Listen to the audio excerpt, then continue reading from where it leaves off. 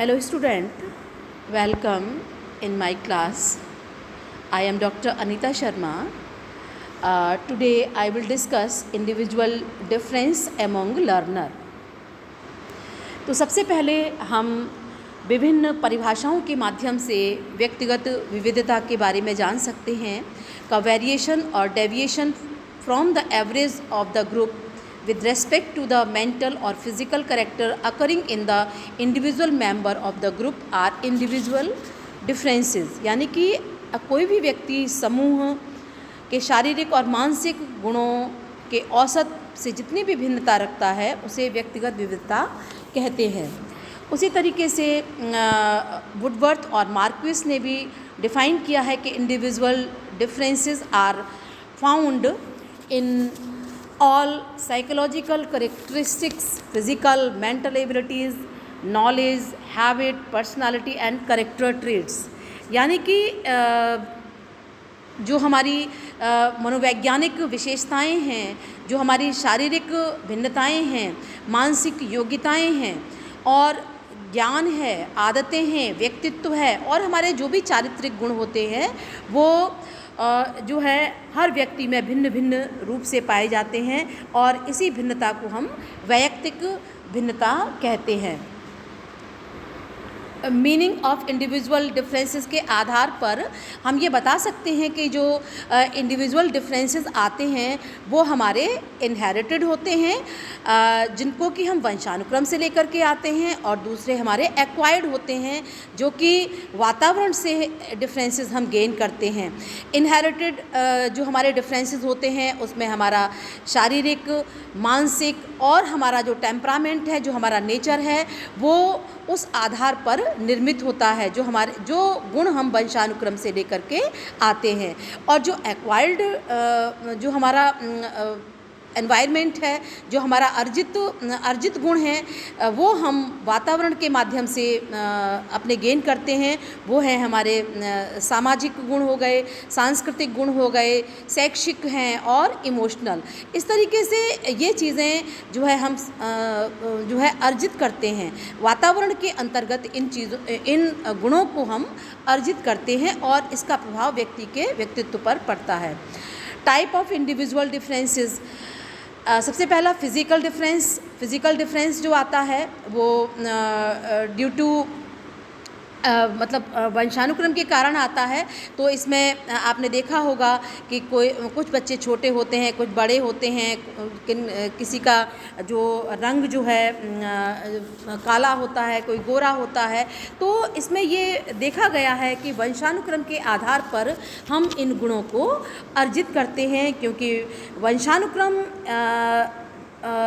के अंतर्गत जो पैतृक गुण का जो संक्रमण एक पीढ़ी से दूसरी पीढ़ी में होता है, इसी के कारण एक व्यक्ति और दूसरे व्यक्ति में या दो समान मतलब एक ही परिवार के दो बच्चों में जो भिन्नता दिखाई पड़ती है वो पैतृक गुणों के संक्रमण के कारण होता है।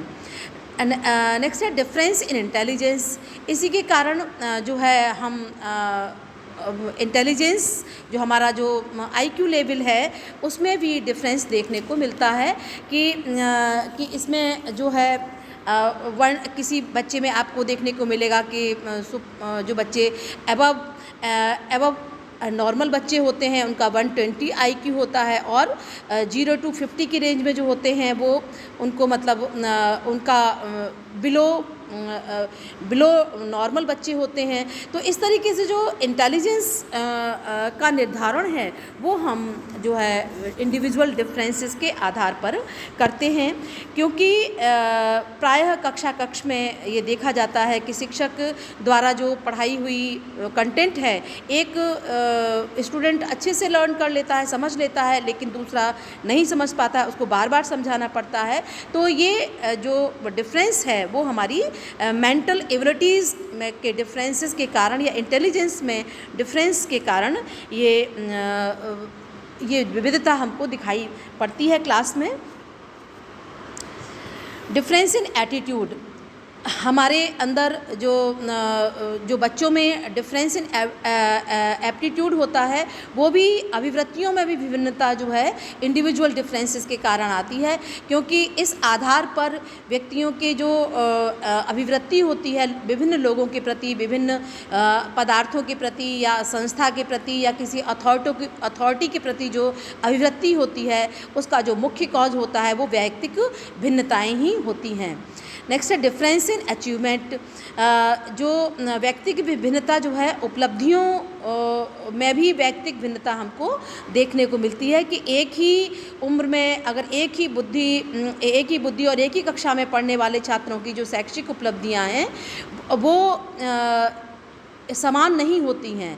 इसमें जो है हमारे अचीवमेंट लेवल में भी हमको विभिन्नता दिखाई पड़ती है, और उपलब्धि परीक्षणों के द्वारा हम इस बात की पुष्टि कर सकते हैं कि जो ज्ञानोपार्जन है, बच्चे जो ज्ञान को अर्जित करते हैं, वो जो विभिन्नता है वो हमारे ड्यू टू इंडिविजुअल डिफरेंसेस के कारण आती है। जैसे कि कोई बच्चा जो है मैथ में अच्छा है, कोई इंग्लिश में अच्छा है, किसी का राइटिंग अच्छा है, किसी का रीडिंग अच्छा है, तो ये जो अचीवमेंट में जो डिफरेंस आते हैं ड्यू टू इंडिविजुअल डिफरेंसेस के आधार पर आते हैं। इसके बाद रेशियल डिफरेंस भी हमको विभिन्न वातावरणों में अगर किसी बच्चे की अपब्रिंगिंग की जाती है तो रेशियल डिफरेंस उस बच्चे के ऊपर दिखाई पड़ते हैं। जैसे कि अगर किसी बच्चे की इंडिया में अपब्रिंगिंग होती है और दूसरे बच्चे की अगर अमेरिका में अपब्रिंगिंग होती है उसकी, तो उसमें हमें उस रेस का प्रभाव, उस जाति का प्रभाव उसमें हमें स्पष्ट दिखाई पड़ता है। और इससे जो हमारी जो जातीय प्रभाव जो है, इसके कारण जो है हम देख सकते हैं कि विभिन्न एनवायरनमेंट में अपब्रिंगिंग के कारण वो व्यक्ति का व्यक्तित्व और उसकी जो योग्यताएं, अभिक्षमताएं इत्यादि भी उसकी प्रभावित होती हैं। तो रेशियल डिफरेंस भी एक मुख्य कारण है वैयक्तिक भिन्नताओं को उत्पन्न करने में। Emotional difference, individual differ in their emotional reactions in particular situations. कुछ सिचुएशंस में आपने देखा होगा कि कुछ व्यक्ति जल्दी एग्रेसिव हो जाते हैं, कुछ कुछ जो है इरिटेट होते हैं, और दूसरे व्यक्ति उसी परिस्थिति में पीसफुल मैनर में पूरी तरीके से काम करते हैं। तो इमोशनल डिफरेंसेस भी हमको ये बताते हैं कि ये व्यक्तिगत भिन्नता है, जिसके कारण जो है हमारे हर व्यक्ति में अलग अलग इमोशनल डिफरेंसेस सेम कंडीशंस में दिखाई पड़ते हैं। पर्सनालिटी डिफरेंसेस, जो पर्सनालिटी डिफरेंसेस हैं वो भी जो है हर व्यक्ति में अलग अलग तरीके के होते हैं। जैसे कि स्प्रैंगर ने बताया है कि जो पर्सनालिटी के उन्होंने 6 टाइप बताए हैं। थ्योरेटिकल पर्सनालिटी होती है, जो सैद्धांतिक लोग होते हैं, सिद्धांतों पर इनका ज़्यादा विश्वास होता है, उनको मानते हैं। इकोनॉमिक पर्सनालिटी जो है मतलब धन किस तरीके से मतलब धन के कार्य जितने भी होते हैं, इकोनॉमिक रिलेटेड जितने भी वर्क होते हैं, वो उनको करने में बहुत एफिशिएंट होते हैं। इसी तरीके से जो एस्थेटिक पर्सनालिटी होती हैं, सौंदर्यात्मक इनका आउटलुक होता है।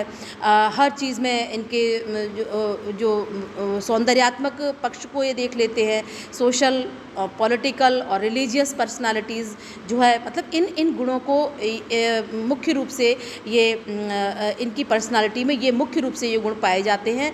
उसी तरीके से युंग ने भी जो है 3 तरीके की पर्सनालिटीज़ बताई हैं कि इंट्रोवर्ट है, एक्सट्रोवर्ट है, एम्बीवर्ट पर्सनालिटी है।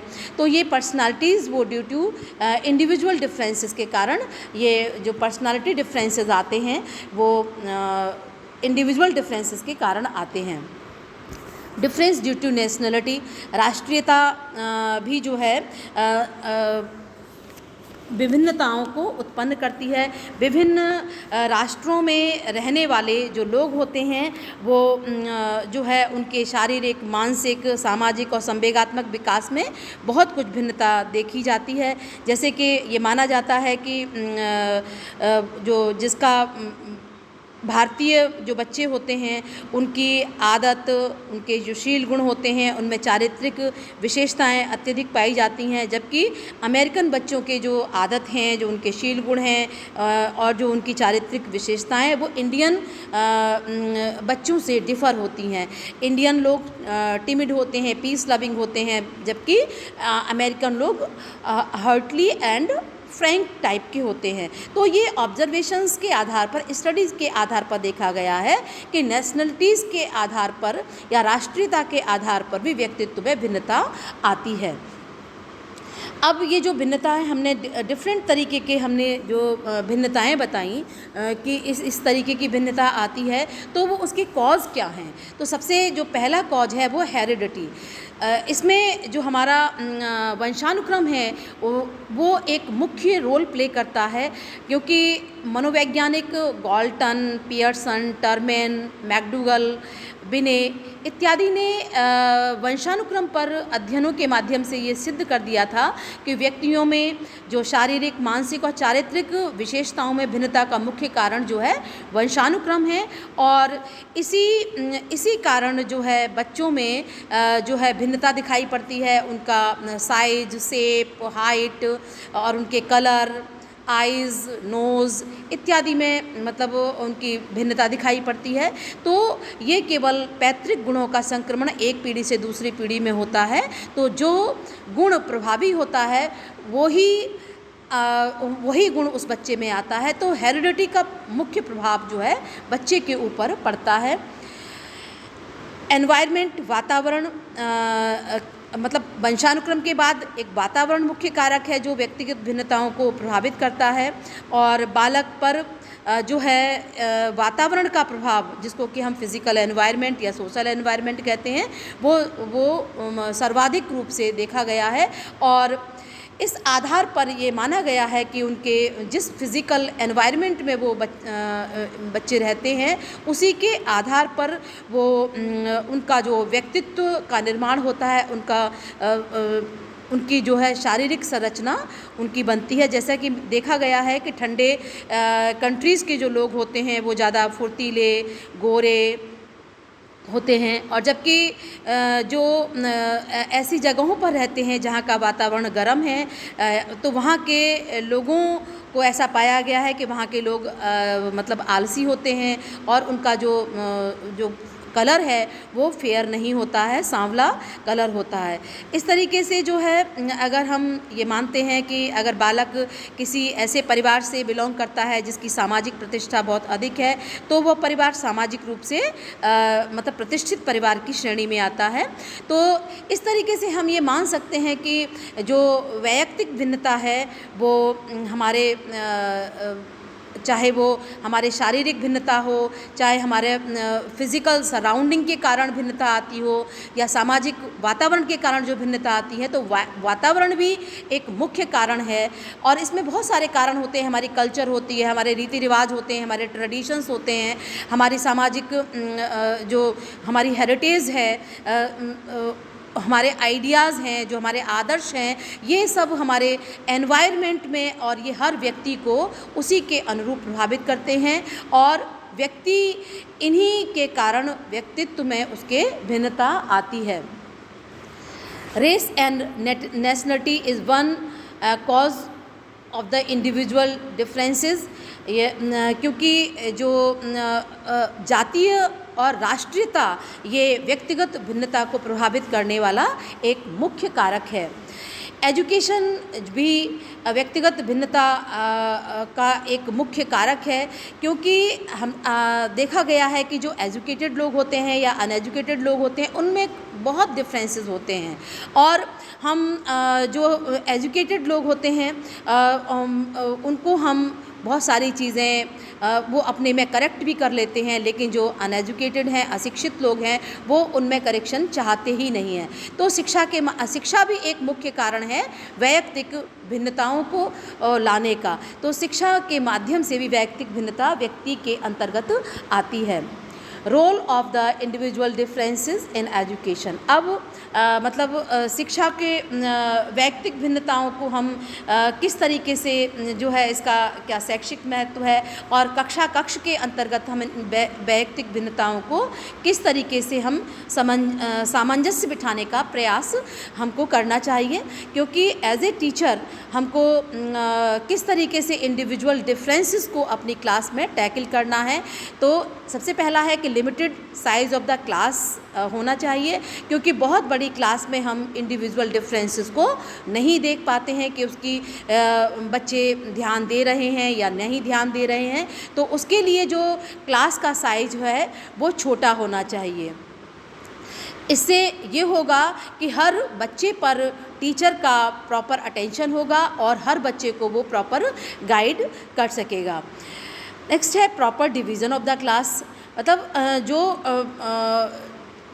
क्लास का जो डिवीज़न है वो भी इस तरीके से होना चाहिए कि इसमें हमारे जो हर एज, इंटरेस्ट, इमोशनल और सोशल क्वालिटीज़ के बच्चे हर क्लास में आए। अगर हम सेक्शन में भी क्लास को बांट रहे हैं ए बी सी, तो हमें ऐसा नहीं बनाना चाहिए कि सी सेक्शन में हमने सारे ऐसे बच्चों को रख दिया कि जिसमें जो कि थोड़े कमज़ोर हैं, इमोशनली इंस्टेबल हैं, उनमें किसी काम में वो रुचि नहीं रहती।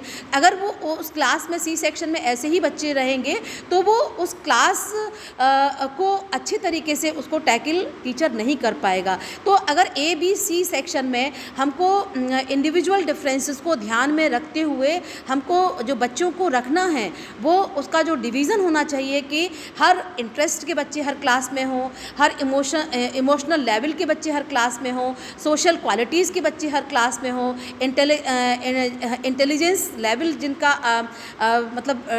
जो हाई इंटेलिजेंट हैं या नॉर्मल बच्चे हैं या बिलो इंटेलिजेंट हैं, वो किसी एक क्लास में नहीं रहना चाहिए, बल्कि proper division of the class होना चाहिए। Home task, teacher should assign home task to the student while keeping in view the individual differences को ध्यान में रख करके हमें उनके जो होम टास्क हैं या होम असाइनमेंट हैं या होम प्रोजेक्ट हैं उनको हमें देना चाहिए।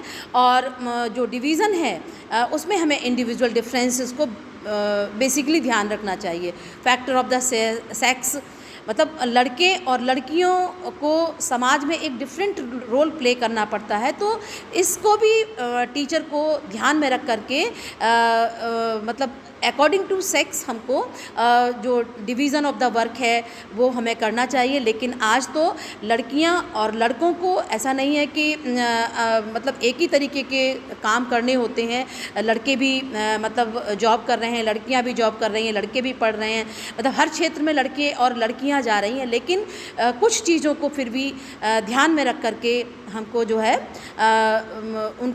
उनसे काम कराने चाहिए और उनसे काम लेने चाहिए। तो ये एक फैक्टर है जिसमें कि डिफरेंसेस होते हैं। जैसे कि हैवी वर्क है तो लड़के कर सकते हैं, हैवी वर्क बहुत ज़्यादा लड़कियां नहीं कर सकती। तो इस फैक्टर को भी हमें ध्यान रखना चाहिए अपनी कक्षा के अंतर्गत। करिकुलम को भी हमें बच्चों की नीड के अकॉर्डिंग मॉडिफाई करके और उनकी रुचि योग्यता को ध्यान में रख करके हमें देना चाहिए। इसमें रिजिडिटी नहीं होना चाहिए, हमें फ्लेक्सिबल एटीट्यूड को अप्लाई करना चाहिए। मेथड ऑफ टीचिंग भी हमें इंडिविजुअल डिफरेंसेस को ध्यान में रख करके क्लास में अप्लाई करना चाहिए क्योंकि हर लेवल के बच्चे हमारी क्लास में हैं, तो हम हर लेवल के बच्चे को पढ़ाना या सिखाना समझाना हमारा दायित्व है। एजुकेशनल गाइडेंस भी हमें प्रॉपर हर बच्चे के रुचि योग्यता उसकी इंटेलिजेंस लेवल के अनुसार उनको देनी चाहिए। और उनका जो करियर का सिलेक्शन है या हम उनको जो है सिलेक्शन ऑफ द सब्जेक्ट है, सिलेक्शन ऑफ द बुक्स है और सिलेक्शन ऑफ द हॉबीज़ है, करिकुलर एक्टिविटीज़ को मैनेज करना है। तो इस तरीके की जो एजुकेशनल गाइडेंस है वो हर बच्चे को उसके व्यक्तिगत विविधता के अकॉर्डिंग कक्षा में शिक्षक को देना चाहिए।